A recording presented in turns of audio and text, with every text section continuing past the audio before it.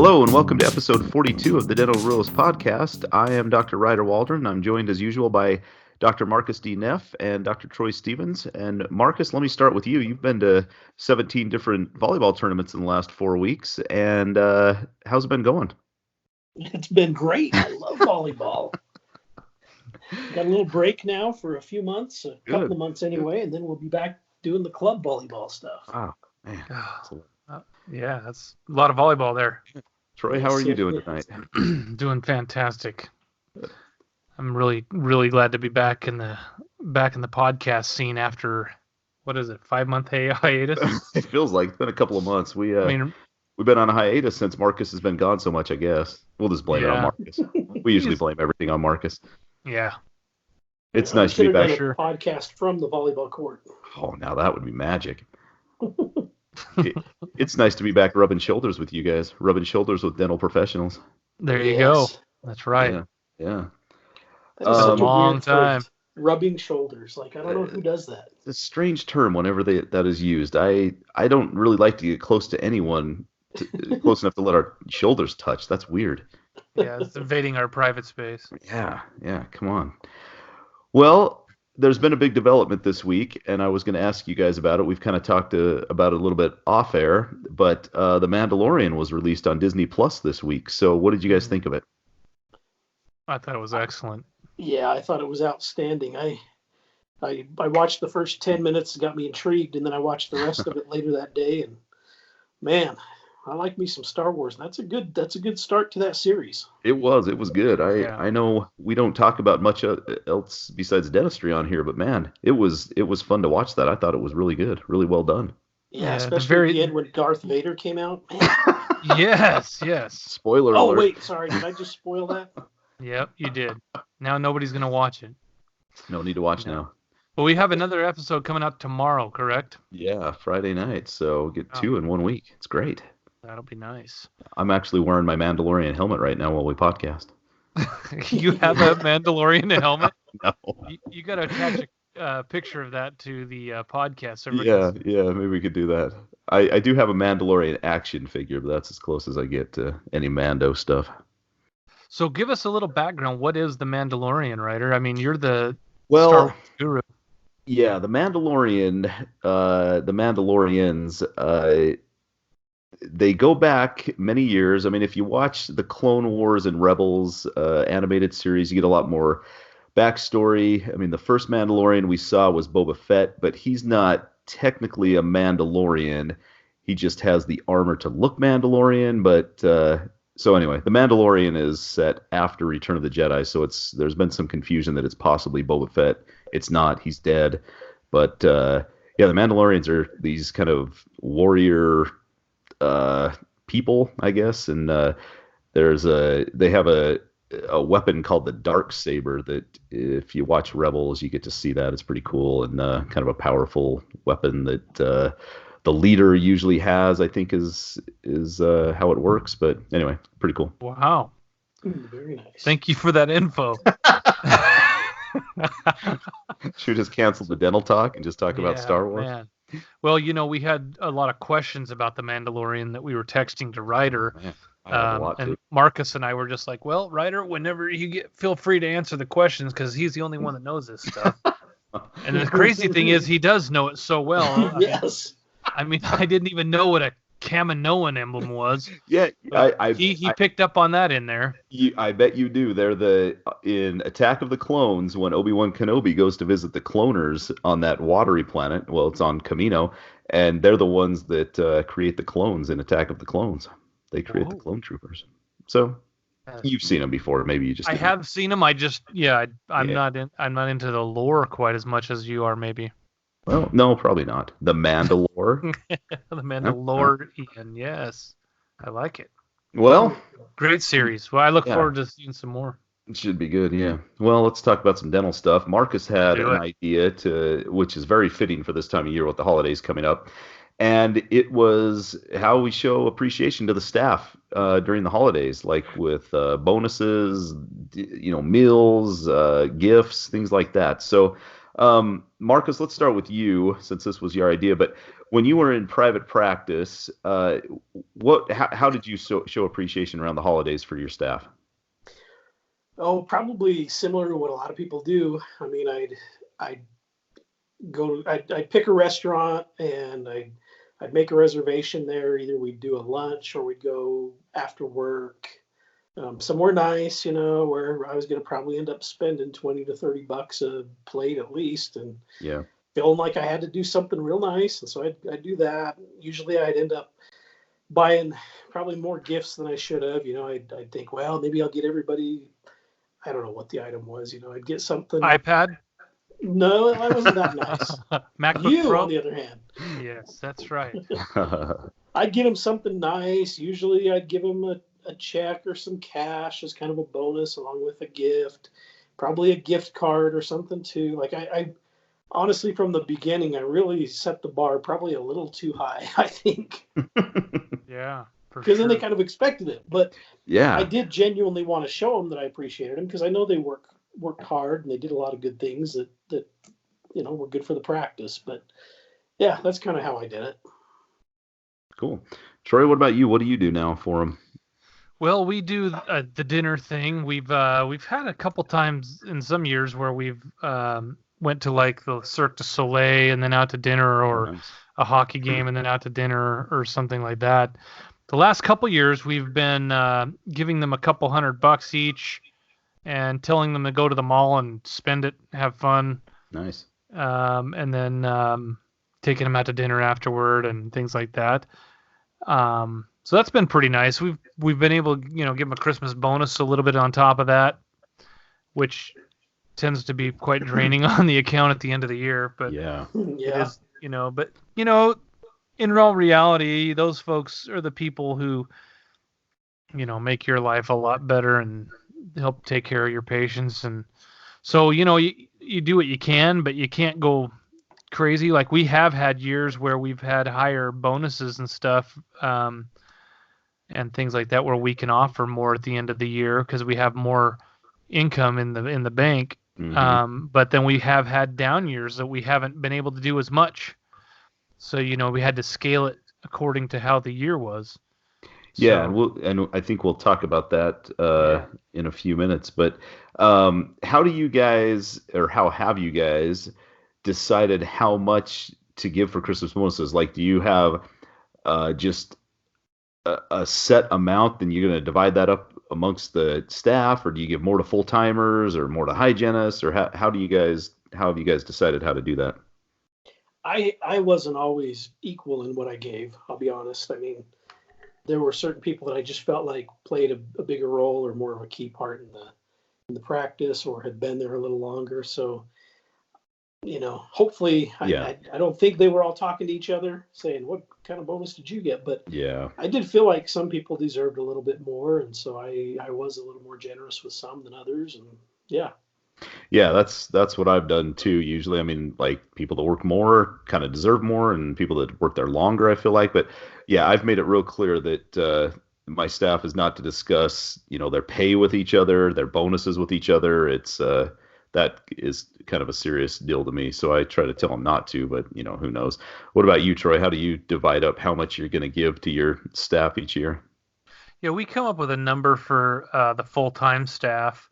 Okay. And then basically, scale it down from depending on, how much they work. Because we have all but I think 2 of our hygienists are full time, the other 3 are not. So, it's not fair to give our full time certain amount and then have the other ladies, get the same amount for not working as much time. So we do the same thing. Yeah, scale it compared to depending on how much they work.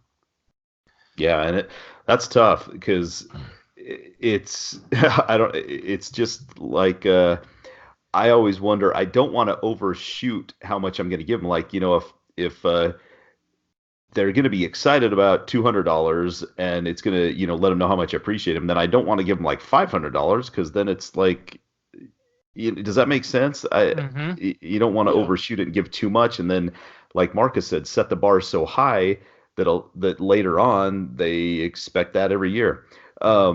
You had mentioned earlier, Troy, about when the office is a little bit slow. So how did you guys communicate that to your staff? Like, letting them know that this year has been kind of slow. Bonuses will be a little bit less, or did you just give them the check and let them figure it out themselves, or give them the present? How did you do that, Marcus? Yeah, I mean, that's tough because, like, I don't know, personal finances, business finances, it's like I think you want to be transparent as much as you can, but at the same time, you don't want everybody having. I don't know. That was just me personally. Maybe you guys feel different, but I didn't want everybody knowing everything about the Yeah. practice and knowing all the ins and outs of what we were making or doing. But it was important to clarify or to let them know that, hey, our production hasn't been as much this year, and I think those are numbers you share generally with your staff, your production and collection, so they should have an idea, and just made it clear that our production, our collections weren't as much this year. We're still going to do some nice things for you, but it may be different than what you got last year. What about you, Troy? Have you ever had to have a talk with the staff and tell them that collections and production were down, so their bonus is going to go down? Yes. Yeah. We How's I'm that pretty for strict. morale? It's awesome. You kind of see them deflate as you Yeah. tell them how crappy everything's going. Yeah. Yeah. It's like, dang, But I will say, they are grateful for what they get. I think, I feel like everybody says thank you, and Yeah. it's still more than they would have gotten otherwise. So hopefully they understand that it is a business. We have to run it as such, and I can't give away money that I don't have. And I think they understand that. And we'll usually tell them, just say, hey, this year we were down a little bit. We were down certain amounts, so we've had to scale things properly. But we want to give you something. So take it or leave it. If they don't want the money, then I'll gladly keep it. Sure you will. Yeah. Yeah, and it is a bonus. It should be just extra on top of what they normally make. And you don't want them to be Clark Griswold and plan on putting that pool in with their bonus and then not get it. I mean, you got to be a little smarter than that. So they should just probably see it as extra money. And we don't get a Christmas bonus. At least I don't get a Christmas bonus. Marcus maybe does, and Troy, maybe you do too. But I have not had one in probably 6 years. Yeah, they do some bonuses where I work, but they don't do a Christmas bonus, end of the year bonus. Okay. So, yeah. They give you a big turkey or something. What do you usually? Butterball. Gobble gobble. Jelly of the month. Jelly of the month club. A gift that keeps giving all year, Clark. Yeah, the last couple of years I have done so. I had a few new staff members last year, and in the past we've gone out to dinner around Christmas time, holiday time as a staff, and then let them bring like their spouse or a friend or whatever. But last year we had a few new staff members, and so I felt like it might be kind of awkward if we all go out to dinner and don't really know each other and their husbands and everything like that. So we did like a lunch at the office and have everybody kind of bring some stuff, and then the staff exchange gifts, and then I give them just a bonus and stuff, and it worked out pretty well. Like I thought a lot of them would be kind of disappointed because they weren't getting their dinner bought that year, and I was happy that it worked out so well. And this year we're going to do the same thing, and I think everybody's pretty excited about it. It's pretty fun, and we're going to go see the Rise of Skywalker as an office. Yes. So I thought we were going to go see that. we are going to go see that together too. Oh, okay. I'm going to see it as long as you're not ditching us, man. Nope, I will not. If we go with you, do we get a bonus? Yeah. Can I go with you and your staff? I'll share my popcorn with. Actually, no, I won't. That's weird. Can I get my own popcorn? I'll buy you some red vines. Thanks so much. I'll buy red vines for you at the grocery store. You mentioned a good point, though, Ryder, that we used to take our staffs and their spouses or significant others with us. When times are lean, we aren't able to do that, so we just take the staff. We don't take their spouses with us, which has worked out okay. It makes it a little easier to coordinate the timing of it, because you know how it is with the spouses have their Christmas parties, and then they have family Christmas parties, and they have all these other parties going on. So the more people you have, the harder it is to get everybody together. But that's one thing, and you end up dropping a ton of coin. In my thing, we have, I think, 12, 13 employees. So, wow. You imagine 26 people at $30, $40 a pop. Well, and I've had a few experiences with that. This was probably 10 years ago. I took my staff out and I had, I don't know, 5 or 6 staff members, and then they bring their spouses or friends or whatever. And I had one assistant and her husband who ordered the most expensive meal on the menu. And does that ever seem kind of tacky to you guys when somebody else is buying your meal and they do that? I mean, yeah. I know I shouldn't be bugged by it, and I wasn't actually until one of my other staff members brought it up and said that was really kind of classless that they did that. I thought, I never really thought of that, but it's kind of weird.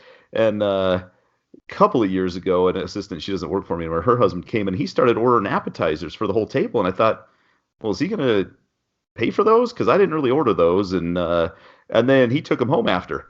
I thought that was kind of weird. I don't know. Right. I don't know if you guys have had any experiences like that. I have not, actually. That's strange. That's awesome. Yeah, so appreciate that. Yeah. Little weird. Anyway, thought that was kind of funny. Marcus, how have things changed for you with working for a corporation now as far as giving like gifts and things like that to the staff you work with? Well, it's definitely different because at this point we're all working for the same company. Like they don't work for me, so I don't. While I appreciate the people I work with, and I know they make sacrifices and efforts that help me personally, they're not helping me grow a business, so I don't feel the same level of obligation, if that makes sense. Yeah, that so does. Definitely the assistant that works most closely with me, I definitely will do something nice for her, get a little more of a gift. And maybe 1 or 2 other people there that I maybe just have a little closer relationship with through the office. But for sure, I don't feel the same obligation or pressure that I need to buy everyone gifts, take them to dinner, do all that kind of stuff. So it's honestly, for me, it makes the holiday a little less stressful. I was talking to my wife just the other day about that. We went to dinner and I was like, and that's usually when, I'd go to dinner with my wife and I'd be thinking about it and go, oh, I should probably buy some gift cards for everybody else while I'm here. And I was like, man, it's so nice to just be sitting here and think I don't have to buy a dozen gift cards for everybody else. Good point. That's a great one, because that is stressful every year for me, trying to think, well, how much am I going to give this person? Then I try to think, try to look back and see how much did I give them last year? Are they going to expect $50 more this year or $100 more? And it's like, well, if we had a slow year, I didn't really take any away that one year. So why, if we have a good year, do I need to give them extra? And I always wonder if they're going to think I'm cheap or giving them too much. Or, I mean, it is kind of it's a mind game when it comes to this stuff. Yeah, it really is a mind game. But you don't really want to give them something that they take as a hit, what are they expecting to get, right? Yes. And then they lose motivation to try and work hard or whatever because they feel like they're not getting what they need. But on the other hand, like we talked earlier, they hopefully are just grateful for anything additional because we don't have to give them anything if we don't want to. Yeah. We're just trying to be kind and trying to help, and we understand that time of the year is a time of giving, and we try and do our best to give what we can, but it may vary from year to year. And I've read a few, and I think we've talked about this before. I've read a few surveys from dental staff members that say that a lot of them would rather have praise. That means more to them than getting a raise or a bonus or something like that, because it just makes them feel better. And maybe just a hearty slap on the back for Christmas would be a good thing. Good job, guys. Good job. I doubt it, but that would be nice. Yeah, everybody's different that way, aren't they? Some people don't feel weird. Like you could tell them thank you a million times and they don't care if you're not giving them any more cash. Yeah. And, my staff usually gets me presents every year, a present or something like that for Christmas. And I always feel I don't love getting presents, especially in front of other people. It makes me feel really awkward. So I've told my staff, just don't. You guys it's great enough just working with you guys. You don't need to give me anything, but they always do. And I always feel really uncomfortable opening presents in front of people. So I would rather just have them say thanks. Yeah, they give us like a gift card somewhere. I think last year they gave us one to Best Buy where the ladies had all chipped in and given myself and my business partner a gift card, and they do that every year. And I'm appreciative of that. But yeah, they don't need to, but they do, and that's nice. Yeah, it is nice. It's what about the other dentists that you work with? Like I know.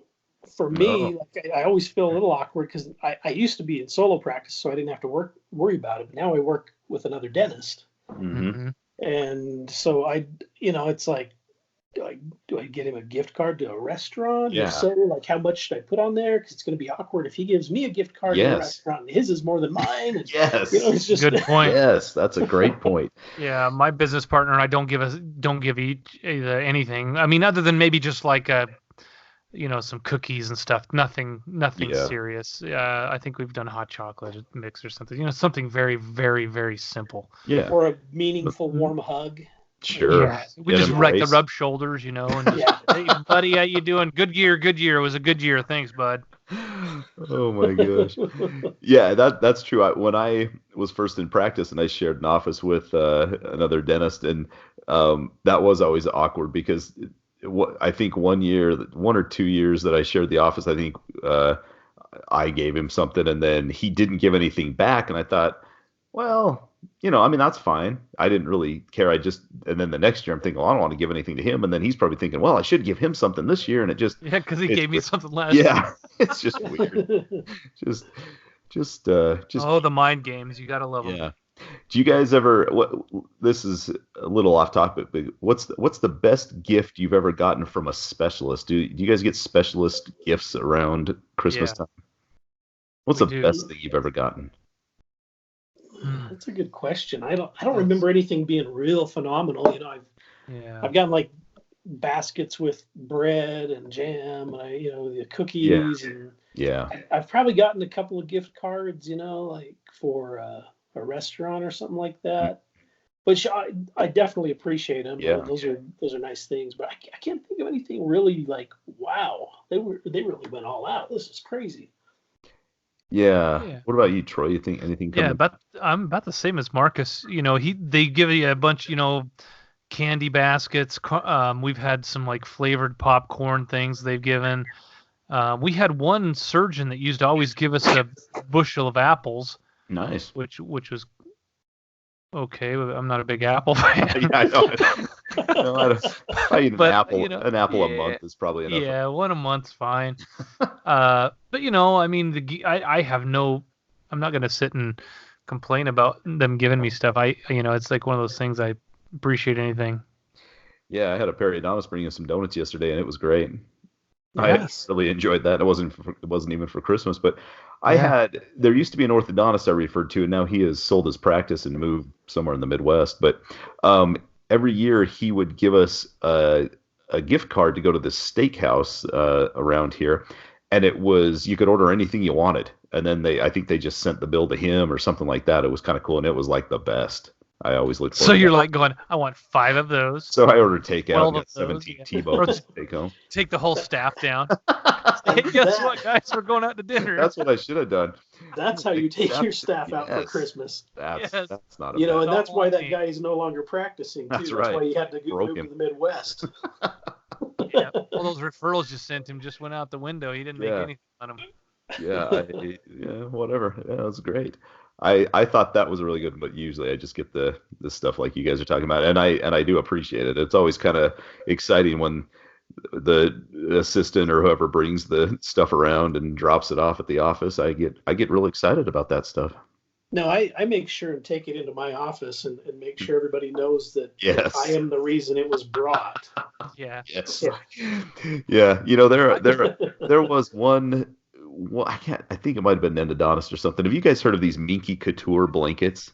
Oh yeah, nice blankets. He brought that, and he brought one just for me, not for the staff. And the staff they looked like hungry hyenas, like lurking around, trying to wait to pounce on that thing if I didn't want it. I'm like, no, I'm taking this home, guys. This isn't for you. Yeah, this is mine. Yeah, come on. Anyway, the Otis Spunkmeyer chocolate chip cookies. If we ever get those, they know that those will be on my desk, and I will not share. Most everything else I will share with, but other than that, I love those cookies. I don't think I've ever gotten those. Marcus, didn't you used to have an Otis Spunkmeyer oven in your office? I did. I was real high end back in the day. Yeah. When I started out, I got an Otis Spunkmeyer cookie, and I'd buy cookie dough, chocolate chip cookie dough, and bake them every morning. Or that's awesome. Give them to patients when they left. And, clean their teeth and then give them a cookie. Yeah. Absolutely. Fantastic. Do you still have that oven? No, I don't. Honestly, I don't know where that oven ended up. But I don't. One of your staff stole it and sold it on eBay. Probably gave it to someone for Christmas. That's right. What do you guys do to show appreciation for the staff, like year round, like just on a random Tuesday in June? We'll buy snacks for the team. Yeah. You like fruit snacks or like chips and salsa, chips and guac, some veggie trays and fruit dishes and stuff like that. We usually have a whole bunch of sodas and stuff. And I mean, don't drink soda out there. Anybody listen to this? It's bad for your teeth, but boy, we drink it. And we usually get that kind of stuff for the staff. Cool. So we try to do it occasionally. Just for one thing, I get hungry in the middle of the day, so I need something to snack on. Yeah. So we just get enough for the staff. Yeah, I've done things like, take an afternoon off, and I get excited for an afternoon off too, but they get excited to be able to go home and, I don't know, do whatever they want, just have a free day. I did one thing like you were talking about, Troy. We had a good month or something one time, and I took the staff and gave them like, I don't know, $200 each and told them they had to go spend it. But the key was they had to spend it on themselves. Yes, that's what we do. Yes. Buy stuff for their kids, because a lot of them would be nice enough. They just buy it spend stuff on their family, and they never buy stuff for themselves. And I think I did it where whoever got the closest to spending all the money, within, whatever, whoever got the close would get like $50 extra or something like that. So they'd really have to try to spend that money, get right up to that $200 mark or something like that. But I don't know. We've done like an escape room one time that was pretty fun for Christmas. We did that one year as well. Yes. Maybe we should go do that. Get the three of us locked in a dark room and try to escape. I don't know if I want to be in a dark room with you, Ryder. That's true. Don't take that the wrong way, but I don't think there's a right way to take that.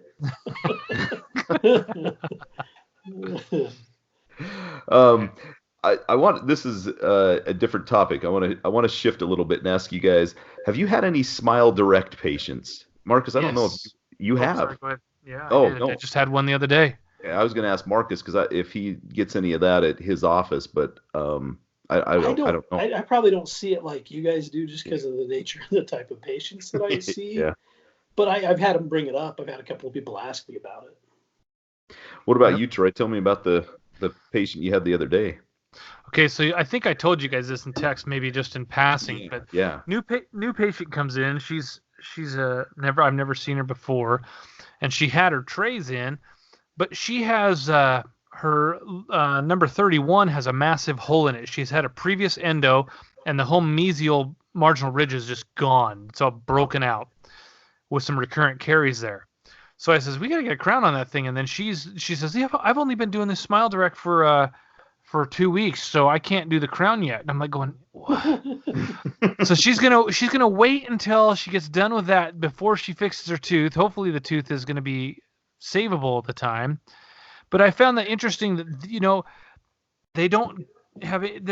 How can they not see that there's a big old hole in the front of a tooth? I mean, this clearly would have been visible in the impression. Yeah, come on. If anybody would have looked at it for 10 seconds, and then yeah. Then they go, oh, that's okay. Let's just do some ortho on that. Yep. Why don't we just? Whoa, that's a big gap. We got to close that gap. Yeah. So they'll probably try to pull that tooth forward and then close that gap. That'll save you putting a crown on that tooth. They're just doing you a favor. I'm sure they probably could see that. They probably just don't give a crap.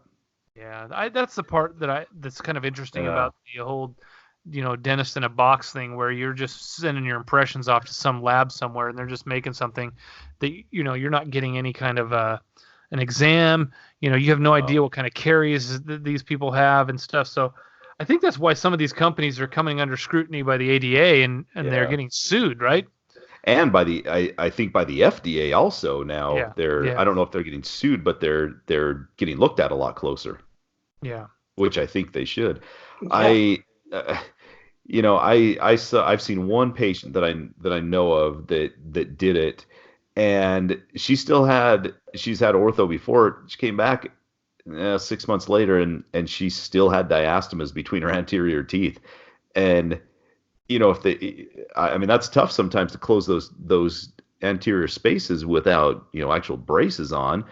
But without having an exam or anything like that, I think it is just absolutely ridiculous they do that. I don't know. Yeah. And I talked to an orthodontist, actually my kid's orthodontist, I don't know, 6 or 7 months ago about it.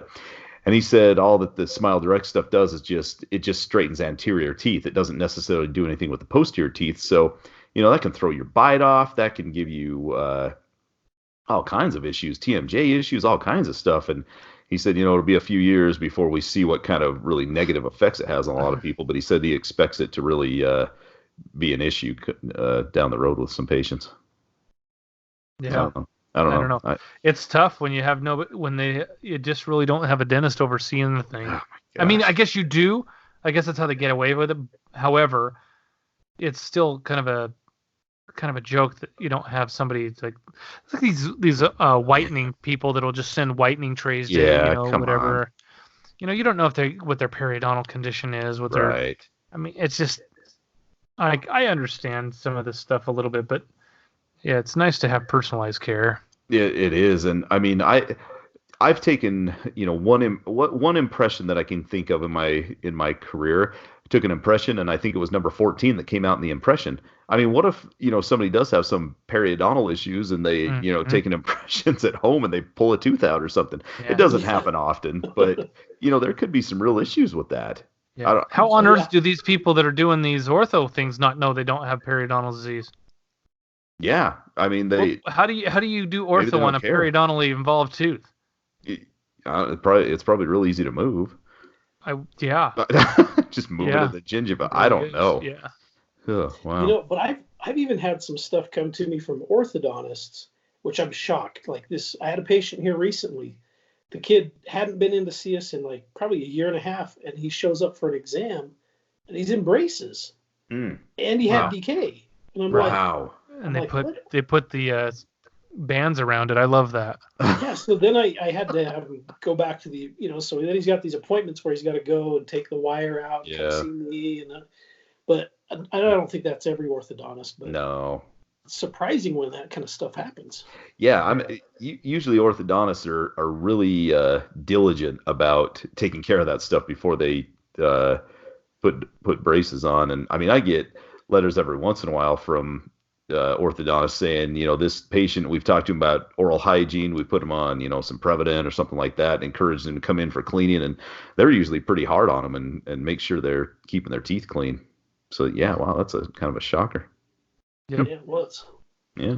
That's happened occasionally with me, but they're usually, like you say, orthodontists are pretty darn good at communicating and They are. Of course, the patient may have lied to him too and says, "Oh yeah, I was just at my dentist." So they assume that everything's clear when it's not.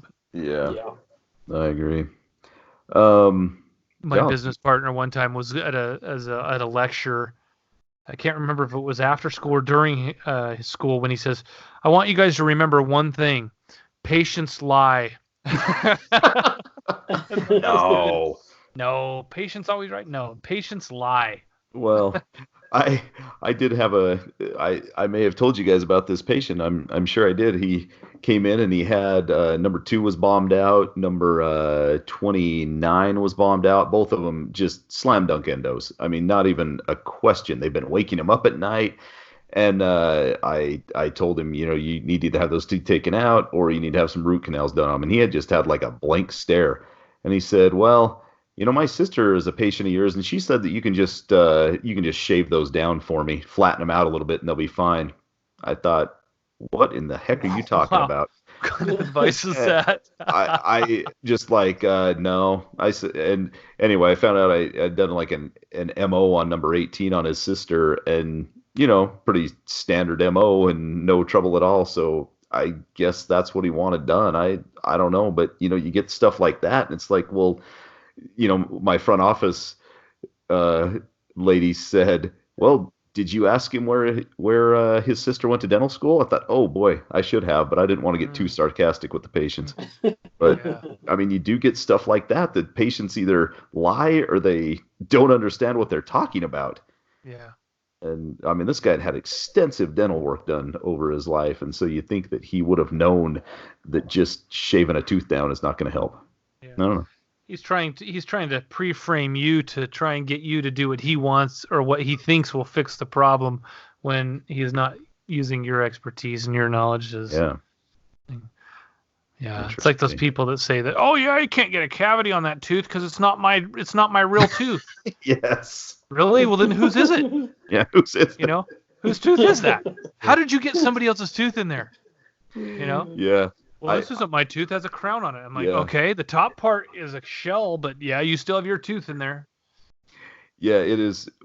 I do hear people say that. Well, my dentist said if I got this crown on, I'd never get a cavity. I'm thinking, well, yeah, I don't know. Maybe your dentist was a real dishonest liar, but I doubt most reputable dentists would tell you that. If I put this crown on your tooth, you're never going to get a cavity again. Mm-hmm. Boy, yeah, that's falsehood. Yeah. Anyway. Crazy. Well, you guys have anything else you want to discuss? Any more Star Wars stuff you want to talk about? Or I'm sure, after this next episode tomorrow night, I'm sure there'll be more to discuss for sure. We're going to have more questions. I'm looking forward to it. We've got to be careful not to give any spoilers away, by the way.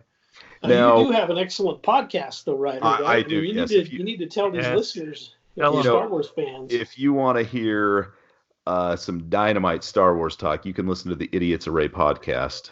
It's on all podcast places, Apple, anywhere else. So yeah, and actually, I'm going to have a Star Wars article coming out in Dental Town magazine in December to celebrate the rise of Skywalker coming out. So yes, nice. Yeah, Ryder and Howard Ferran kind of hit it off on that with the with the old Star Wars thing. Isn't Howard quite a Star Wars fan? He seemed to be a Star Wars fan, yeah. So he said to contact his magazine, Dental Town, and I did, and I've written a couple of them, and I'm going to write one more. So I'm kind of excited about that. Nice. Yeah, very nice. So yeah, thanks, guys. I'll send you a copy. Actually, I already have a copy. I could send it to you right now. Yeah. Will you just sign it for us, though? I mean, it's not worth anything unless you sign it. In blood. In Mandalorian blood. Yes. Are you the Mandalorian? Now, like they asked him in that. Isn't that funny how that one guy says, "Hey, you guys never take your masks off, do you?" Yeah. And the little take his mask off. Sorry, that's kind of aside. He never did. Well, no, Boba Fett didn't, but Jango Fett did. Jango, his dad, did take his off quite a bit. But again, he wasn't like a true Mandalorian, I don't think. Not positive about that, but and Boba Fett, he was a clone. So Boba Fett never took his off. As a kid, he didn't wear it. But then when he's adult in Empire Strikes Back and Return of the Jedi, no, he didn't take it off. But he sure was a cool character.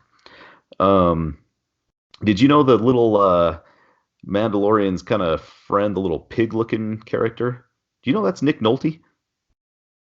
Is it really? I saw that, but I didn't realize it watching it. They've CGI'd him somehow and put a lot of makeup on him and stuff, and it looks like they shrunk him too. But kind of. Well, who was the guy that he was talking to in the bar? The one, what's his name? He played Carl Weathers. Yeah, Carl Weathers. That was pretty goodness. Cool too. Yeah, I got the guy from Rocky on here. Rocky, yeah. They got some good actors and actresses in that show. Should be good. Yeah. Maybe the Mandalorian is Sylvester Stallone. He's not. He's Pedro Pascal, but it would be funny if he took it off and it was Rocky Balboa underneath there. Yeah. Now that would be a twist. Adrian! I would like that. All right. Well, Marcus, do you want to tell everybody where to find us? Yes. You can find our podcast anywhere fine podcasts are found. Pretty much anywhere. Yeah. You can reach out to us, contact us at dentalrealist@gmail.com. We're also on Twitter at Dental Realist. We've got a Facebook page. We like to hear from our listeners, and we appreciate any feedback you've got for us, any questions you might want to share with us. Sometimes we feature those as part of our podcast, so definitely reach out to us. We'd love to hear from you. Yeah, we do actually respond, and we use that stuff, so it's awesome to get that. Yeah. Troy, do you have any other words of wisdom to leave with everyone tonight? No, just be safe out there. Be safe. Be safe at the dental office. The holidays are coming up. Be safe. That's right. Stay off the roads. Stay off the road. Stay at home. You get dental advice, you get real life advice. Yes. It's amazing. Right. You're welcome, everybody. What about you, Ryder? You got any words of wisdom for us? No, just go watch some Star Wars. Okay. I started watching the Clone Wars on Disney Plus again today, so that's a good animated cartoon series that has a lot of background that helps with a lot of other stuff. I started watching A New Hope yesterday. Nice.